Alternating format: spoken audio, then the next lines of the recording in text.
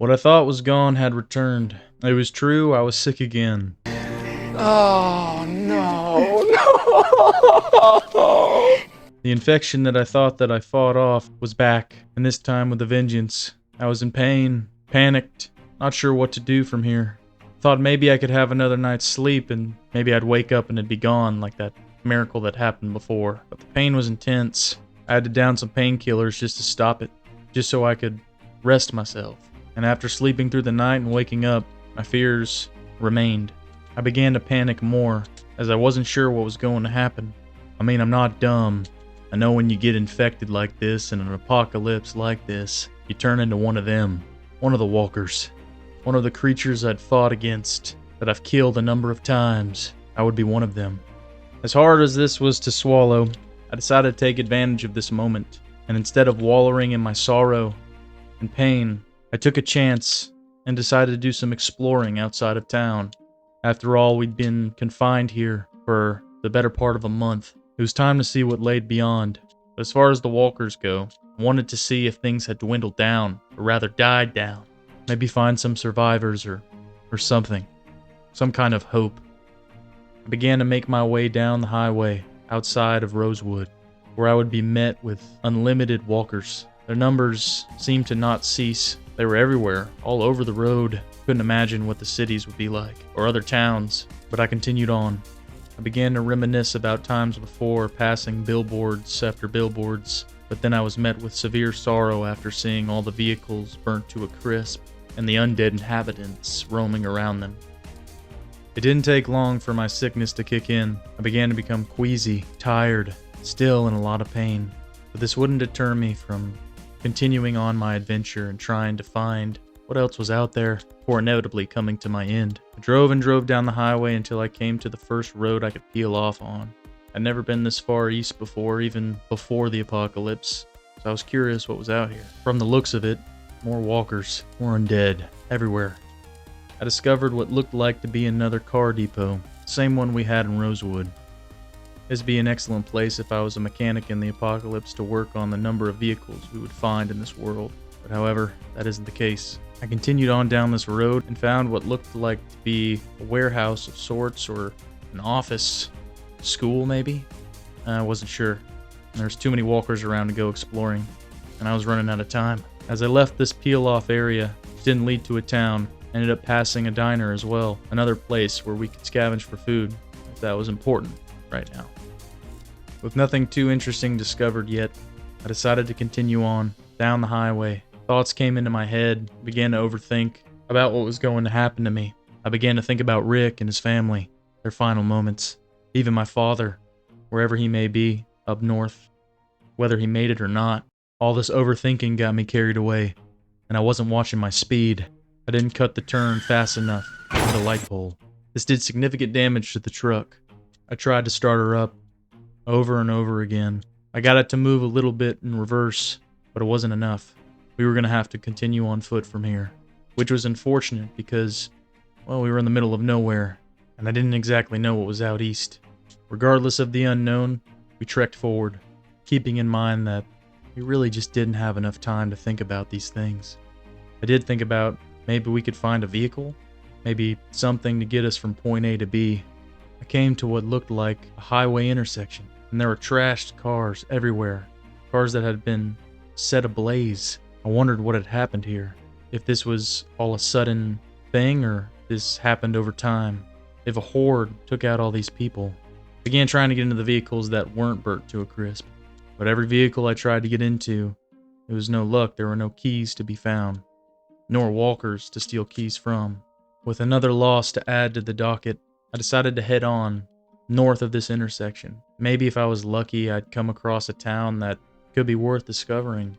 Something that maybe could have helped us, or maybe I could leave in a note for another survivor. It seemed like I'd walked down this road forever, until I began to hear noises, moans, undead. The walkers were near, I just couldn't see them yet. As I walked more and more down this road, the noises got louder and louder, until finally, I got my first glimpse at what was making the noise. My first horde in a while. I tried my best to go around them, go through the trees, keep myself camouflaged, but they were in the trees as well. I tried to move as quickly and as quietly as I could, trying to avoid detection. It looked like there was a parking lot up ahead, but once again, there was a horde.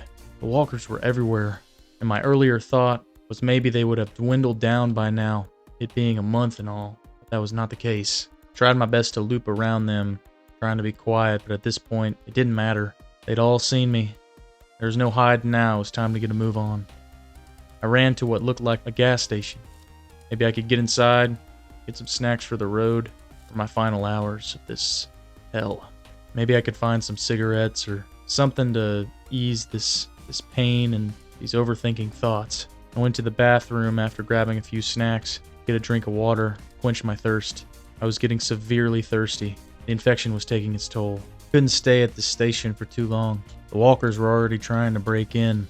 I could hear them at the door and the windows. I grabbed a few extra snacks, keep me satiated for now, but I know it wouldn't be enough. After making a break out the back, I noticed the walkers were too distracted by the front where I entered to even notice me leaving.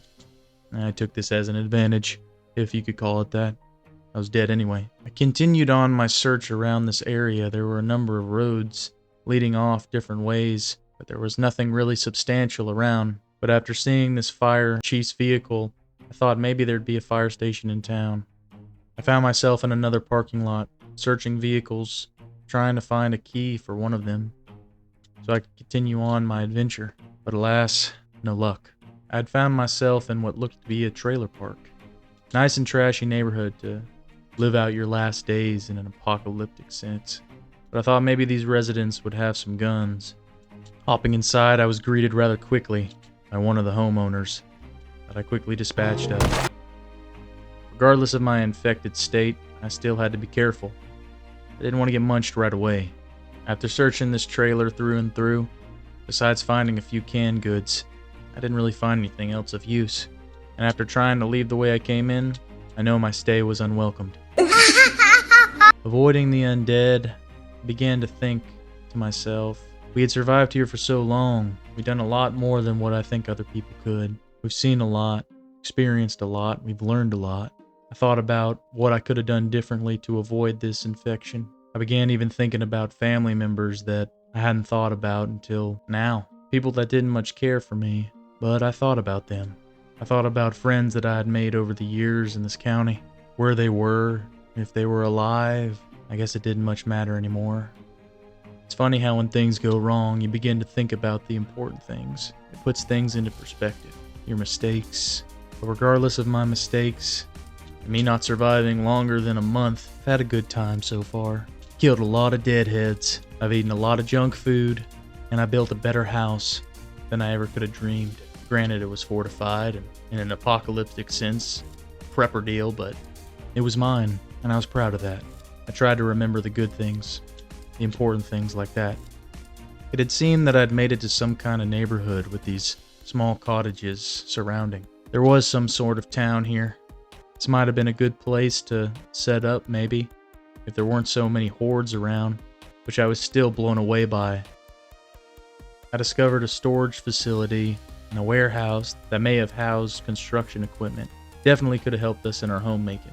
Maybe somebody else will take advantage of it, and maybe they'll survive. The walkers weren't getting any slower. They were relentless, constantly out to get a bite on my meat suit. Didn't really bother me at this point. I was infected. Might as well be one of them. I already felt dead. I made my way to what looked like another school. At least I found a locker room, which made me think this. But it led me directly into a study hall. And with all these walkers in here, and them aware of my presence, well, class was in session. And frankly, I didn't want any book learning right now. I left the way I came in, was aggressively greeted with the inhabitants of this school. Got out of Dodge pretty quick.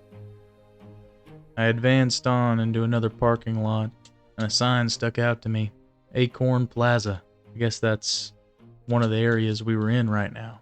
With the liquor store on my right, and me severely dehydrated, tired, sick, and exhausted, I knew that our story was coming to an end. With this in mind, and seeing how many hordes were around this road, I decided to round them up. Maybe we could go out with one last hoorah, instead of being afraid and dying quietly in a closet somewhere. There were so many, and the screams were so loud. At this point, I wasn't scared. I was okay, content with what was happening. So content, rather, that I decided to sit down and have a smoke break. I let them advance closer and closer, but I wouldn't let them get a bite off. These bastards were going to have to work for their meal. Took one last look at Acorn Plaza and enjoyed my last few seconds in this world. And it's true, right before you die, all the memories you had come rushing forward, and everything just makes sense. I clumped them all together, and this was it. I ran in, clenching my teeth and my axe, and I let them have their way. This world isn't for the faint of heart. It's not easy. This entry was long, and could be great notes for the next survivor. And maybe he or she, well, maybe they'll have a better chance than I ever did. Maybe they will actually make it.